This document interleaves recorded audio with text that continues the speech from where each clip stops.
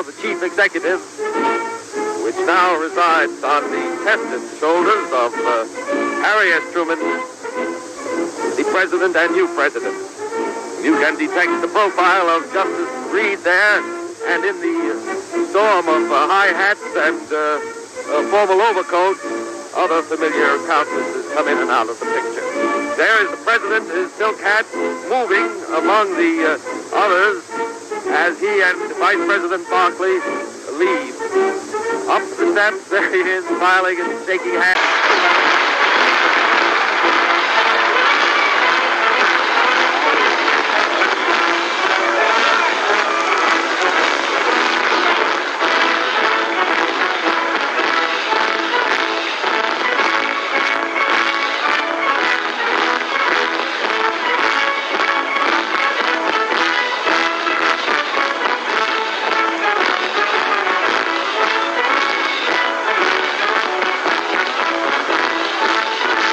Of his address, the President and Mamie waved at the cheering throng.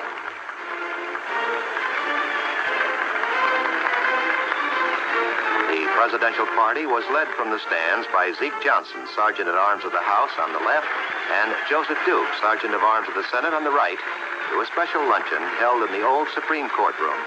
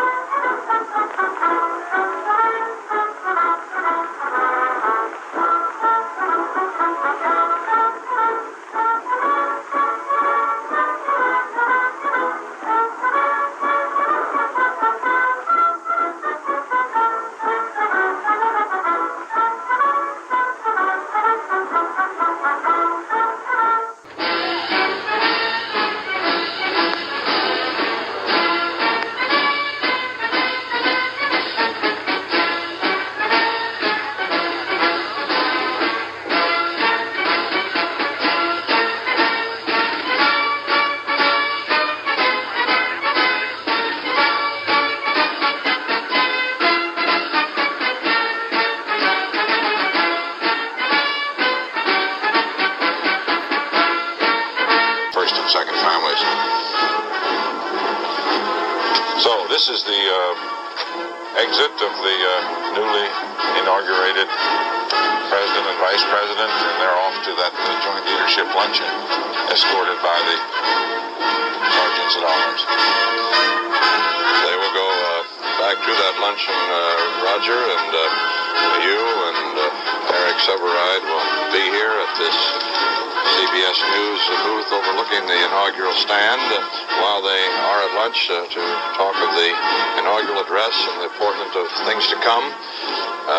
I'm going to be taking off from here, going down to our anchor position, our CBS News headquarters here to report that